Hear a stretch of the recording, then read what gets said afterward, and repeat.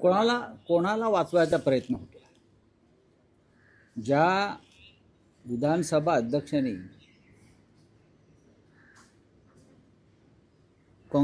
राष्ट्रवादी काँग्रेस आणि शिवसेनेच्या 40 आमदारांच्या अपात्रतेच्या बाबतीमध्ये ज्या तडकाफडकी निर्णय घेतला, सुनील केदार यांच्या बाबतीत तडकाफडकी निर्णय घेतला, वेगळी केस नाही आहे.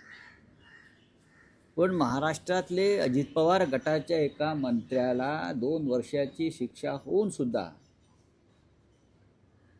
ते अद्याप मंत्रिपदावर कायम आहे. आणि त्यांच्या आमदारकीबाबत सुद्धा राहुल नार्वेकर यांनी जे विधान केलेलं आहे, कोर्टाची मूळ प्रत येऊ द्या, अशा कोणत्या मूळ प्रतीवरून त्यांनी इतरांवर कारवाया केल्या? कोणावर केल्या? या राज्यामध्ये भ्रष्टाचार सहन केला जाणार नाही, किंबहुना देशामध्ये, असे मोदी आणि फडणवीस सांगतात. आणि भ्रष्टाचाराला कशा प्रकारे ते उत्तेजन देत आहेत. भ्रष्टाचार आणि ड्रग्जच्या विळखामध्ये महाराष्ट्र सापडलेला आहे. आणि हे ड्रग्जचं रॅकेट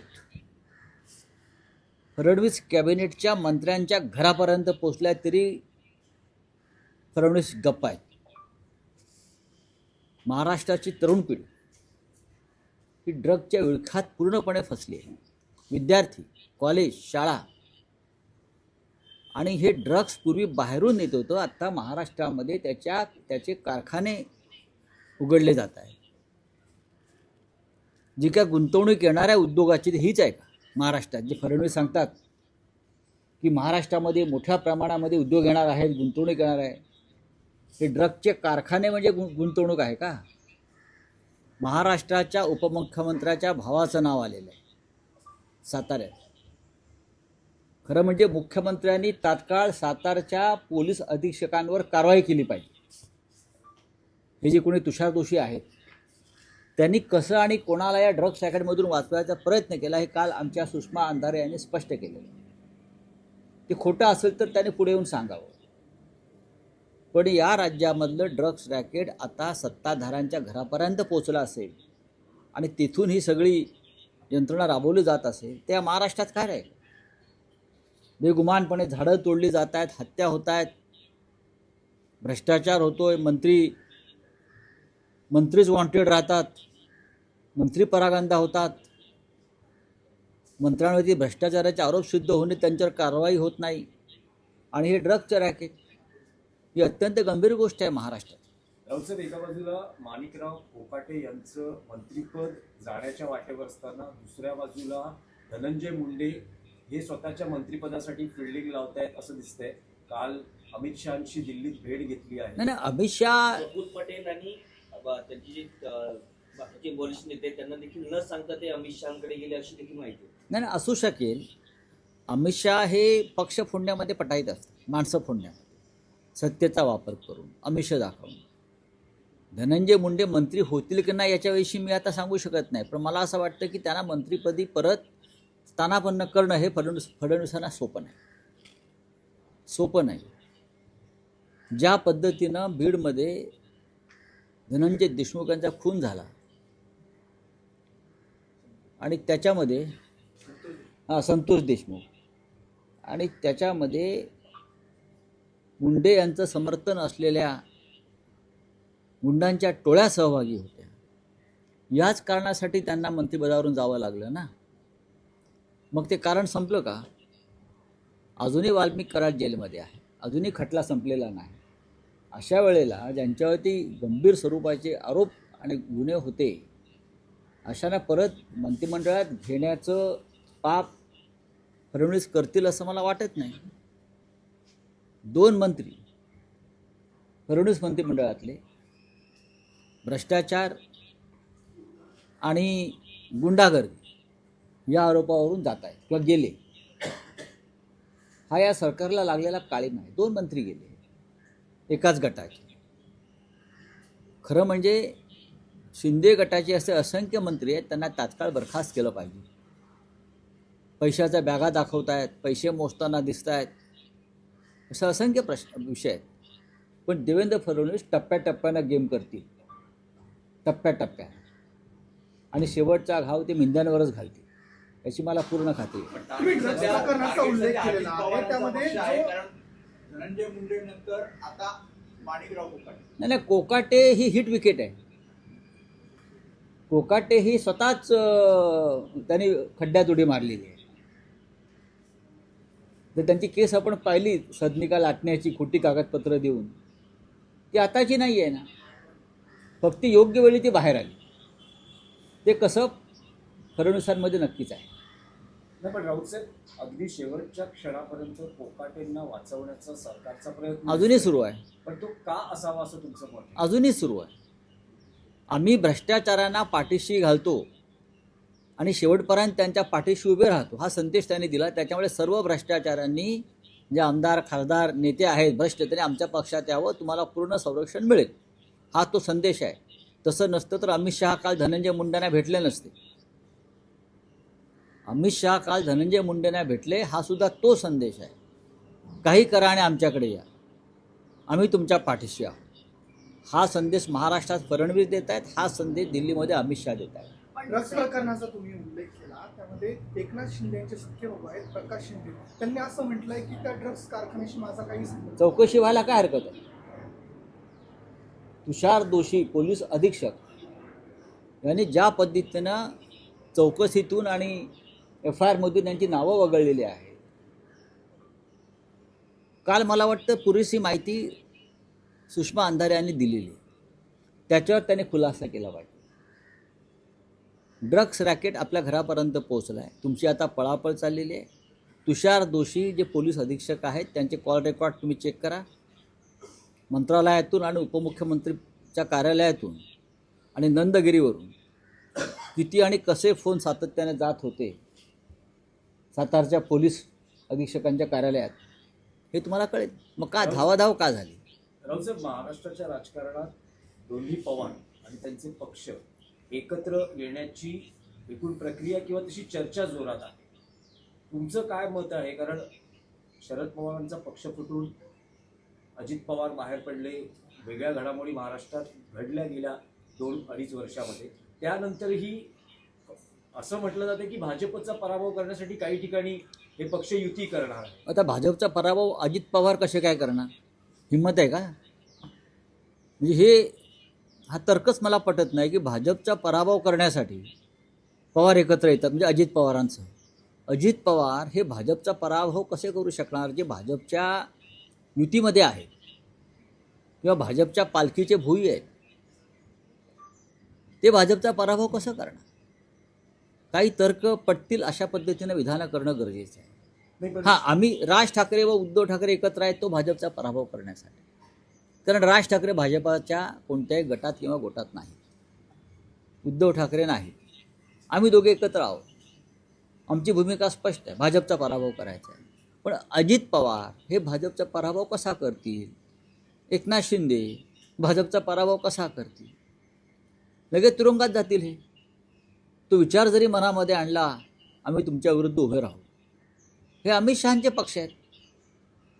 नाही, पण तर या महायुतीच्या काळात- बैठकीला नवाब राऊत साहेब, मलिकांचा सातत्याने विरोध केला जातोय. धनंजय मुंडे दिल्लीत जाऊन अमित शहाना भेटतात, मात्र महायुतीच्या ज्या इथे बैठका हा. होतात तिथे राऊत नवाब साहेब, मलिकांचा विरोध हे- केला जातो. हे- नाही, नवाब मलिक हा विषय त्यांचा अंतर्गत विषय आहे. राऊत साहेब, हे तुम्हाला प्रताप तरी- सरनाईक म्हणाले की जर भाजप शिवसेनेची युती झाली नसती तर आमच्यातले अनेक नेते बाहेर फुटले असते, असं त्यांनी जाहीररित्या हे विधान केलेलं आहे, वक्तव्य केलं. एका बरोबर आहे. भारतीय जनता पक्ष हा एकनाथ शिंदेचा पक्ष पूर्णपणे गिळणार आहे.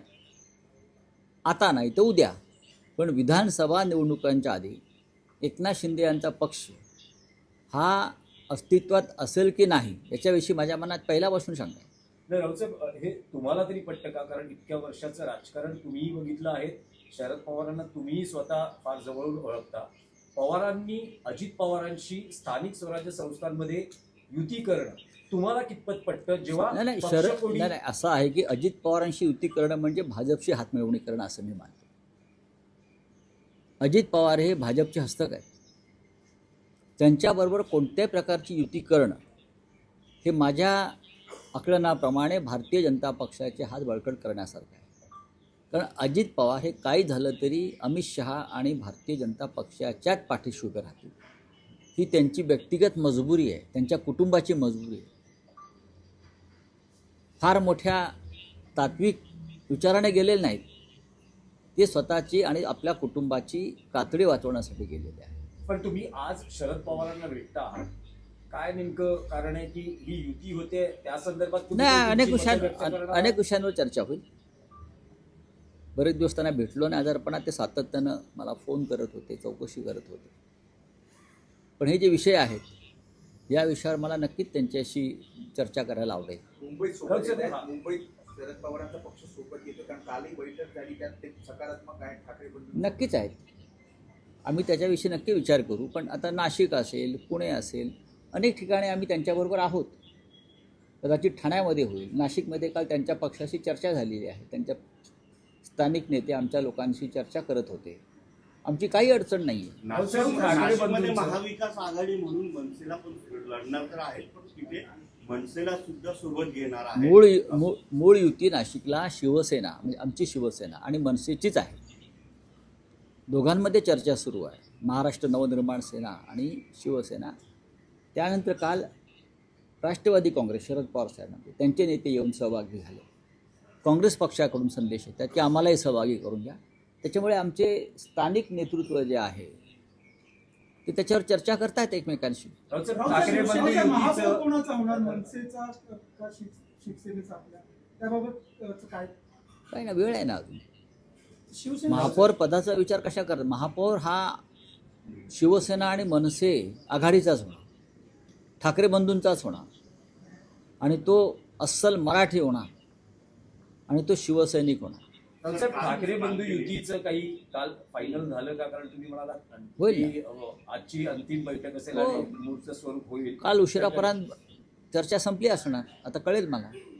अधिकृत घोषणा कधी होईल? होईल आता एकदम. शिवसेना शिंदे पक्षाचे आमदार मंगेश कुडाळकर यांनी निधीचा गैरवापर केल्यामुळे राऊत साहेब, एक महाराष्ट्रातला शिवसेना गंभीर विषय आहे. राऊत साहेब, एका शेतकऱ्याला कर्ज फेडीसाठी आपली किडनी विकावी हे अत्यंत गंभीर आहे प्रकार ना. महाराष्ट्रात उघडकीस आले. आहे ना. सामना संपादकीय आहे ना, किडनी विकावी लागते आणि राज्याचे मुख्यमंत्री म्हणतात सगळं आलबेल आहे. केंद्र सरकार मनरेगासारख्या योजना जवळजवळ बंद करण्याच्या मार्गावर आहे. रामजीच्या नावानं योजना चालणार नाही. सरकारला शेतकऱ्यांची चिंता नाही. आतापर्यंत हे सरकार आल्यापासून 1500च्या वर शेतकऱ्यांनी आत्महत्या केलेल्या आहे. एक किडनी विकण्याचं प्रकरण समोर आलं आहे, पण असे असंख्य प्रकरण आहे. देवेंद्र फडणवीस, एकनाथ शिंदे, अजित पवार हे नगरपालिका नगरपंचायत निवडणुकांसाठी हजारो कोटी उडवत आहेत. माझ्या माहितीप्रमाणे एकनाथ शिंदेचं मुंबई महानगरपालिकेचं बजेट हे 10,000 कोटीचं आहे. प्रत्येक उमेदवाराला ते 10 कोटी रुपये देणार आहे आणि माझी माहिती पक्की असते. विचार करा, नगरसेवक फोडण्यासाठी 5-5 कोटी रुपये आधी दिले आणि आता निवडणुका लढण्यासाठी 10-10 कोटी देणार. आणि महाराष्ट्रामध्ये शेतकरी कर्ज फेडण्यासाठी खाजगी सावकाराकडे कर्ज फेडण्यासाठी आपली किडनी विकतो. यांना लाज वाटली पाहिजे. मुख्यमंत्र्यांना आणि उपमुख्यमंत्र्यांना लाज वाटली पाहिजे या गोष्टीची. त्यांच्या राज्यामध्ये प्रजा जन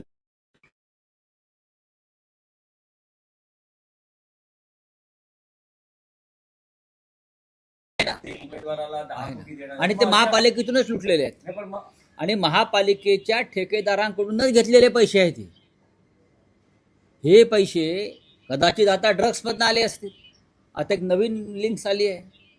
ड्रग्समध्ये 145 कोटीचं ड्रग जर त्यांच्या घराच्या किंवा रिसॉर्टच्या आवारात सापडतं, 145 कोटीचं ड्रग्स. त्यानंतर परत पाचगणीमध्ये 40 कोटीचं मॅन्ड्रेक्स सापडलं मोठ्या म्हणजे त्याच परिसरामध्ये सातारा, पाचगणी याच परिसरामध्ये ड्रगचे कारखाने का उभे राहिले? कोण याच्या पाठीशी आहे? सरकार कोणाचं आहे? सातारा हेलिकॉप्टर कोणाची उडतात आणि उतरतात? हा विचार देवेंद्र फडणवीस यांनी केला पाहिजे आणि ताबडतोब याची चौकशी करण्यासाठी एक हाय लेवल SIT त्यांनी स्थापन केली पाहिजे. राऊत साहेब, पण एवढ्या मोठ्या पॅकेज पुढे ठाकरे बंधूंच्या युतीचा निभाव कसा लागणार? लागेल ना, पैसेच आहेत ना, बाकी काय पाहू की. पैशाने मराठी माणूस किती विकला जातोय, त्यांना वाटत असेल की विकला जाईल मुंबईतला. आम्हाला खात्री आहे तो आमच्याबरोबर राहील. कारण सर, आजकाल आजकाल हे कवितावरनं टीका करतायत, वेगळ्याच टीका करतायत, तुमच्यावर देखील त्यांनी करूया. कविताकडून टीका केली आहे. करू द्या. ते सांस्कृतिक मंत्री आहेत, त्यांना साहित्य, कला, कविता याच्याविषयी त्यांनी सातत्यानं अभ्यास केला पाहिजे. साहित्य संमेलनं, कवी संमेलनं यात त्यांनी सहभागी व्हायला पाहिजे. सांस्कृतिक उत्सव, चित्रपट उत्सवात त्यांनी सहभाग घेतला पाहिजे. आणि त्यांना कविता आवडतात, मला माहिती आहे, माझे मित्र आहेत ते, त्यांचं वाचन फार दांग आहे. कदाचित ती आता कविता आमच्यावर करायला लागले असेल तर त्यांना साहित्य अकादमीच्या पुरस्कारासाठी आम्ही शिफारस करू, किंवा राज्याचा पुरस्कार राज्य शासनाचा नक्की मिळेल त्यांच्या पुस्तकांना, कारण हल्ली वशिल्यावरच चालते सगळं राज्यात. चला, धन्यवाद. हाँ, महाराष्ट्र में उप मुख्यमंत्री एकनाथ शिंदे के भाई के रिसोर्ट में 145 करोड़ का ड्रग्स मिला है और उसको बचाने की कोशिश चल रही है. जहाँ से डिप्टी सीएम शिंदे आते हैं उस पूरे इलाके में ड्रग्स का बड़ा कारोबार फैल गया है और उनकी पूरी लिंक्स शिंदे के घर तक पहुंच गई. क्या करते हैं गृह मंत्री देवेंद्र फडणवीस जी, मुझे बताइए. यही ड्रग्स का पैसा महाराष्ट्र की राजनीति में आया है और यही ड्रग्स के पैसे से विधायक और सांसद को खरीदा गया है और चुनाव लड़ा जा रहा है. अमित शाह जी ने, जो गृह मंत्री है देश के, पूरे देश से ड्रग्स को ख़त्म करने का ऐलान किया है ना.